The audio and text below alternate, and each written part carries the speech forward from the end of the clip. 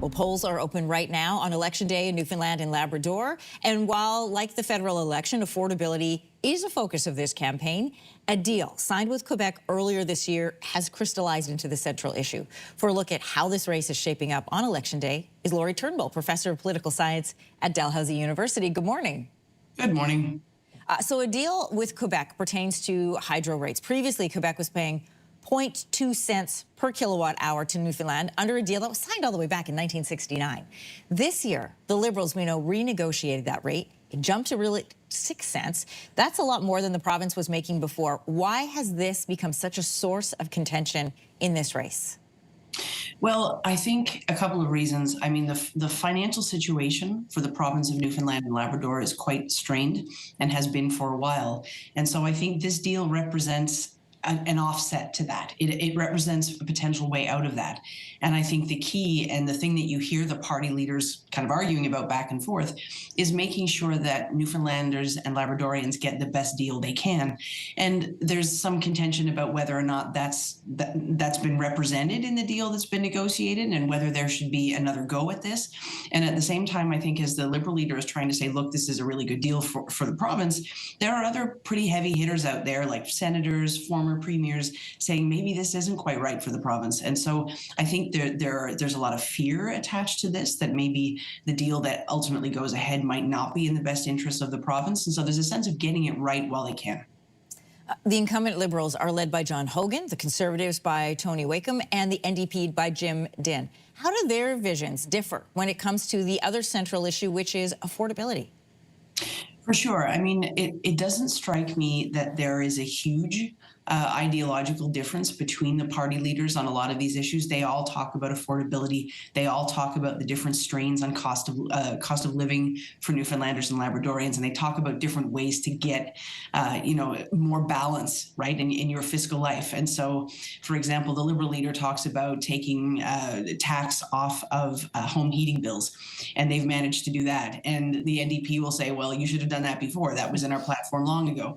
And the Conservative leader is focusing on things like taking up your basic personal amount to $15,000 that you don't have to pay tax on. And so different ways of getting to a better bottom line. But again, like I don't see huge differences in terms of where they're sitting on the issues, but there are differences. Like there are different ways that they're putting forward in terms of how to make people's lives better. Is this race close, Laurie?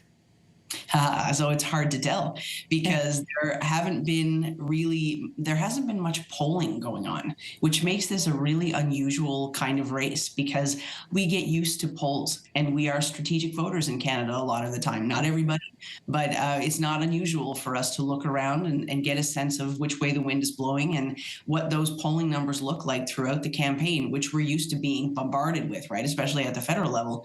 They can have an effect on how you might vote, and it certainly has an effect on how you feel like the race is going. But with the absence of polls this time, I think there was one like very early on, and that was pretty much it.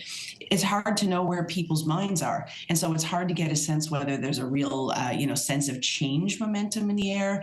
It's hard, for example, to get a sense of where the NDP might be sitting because they are the third place party. But if there's not that kind of sense of a foregone conclusion in the air, I wonder if they will do any better. So it'll be an interesting one to watch. Well, adding to that interest is the fact that there are independents in this race. The province's former NDP leader, Alison Coffin, is running as an independent candidate in 2 different ridings. It's the independent candidates that could be significant in the outcome of this race. Explain that for us. Absolutely, because there are, for a few reasons, there are 40 seats in the legislature, and at dissolution, there were a couple of vacancies, there were a couple of independents, and so the Liberals were actually down to 19 seats out of the 40. And so it could be, again, hard to know with no polls, but it could be a close race. And so it could be a scenario where if the Liberals are kind of just around that 19 seat line, that the the independent candidates, or the NDP could end up being the swing vote.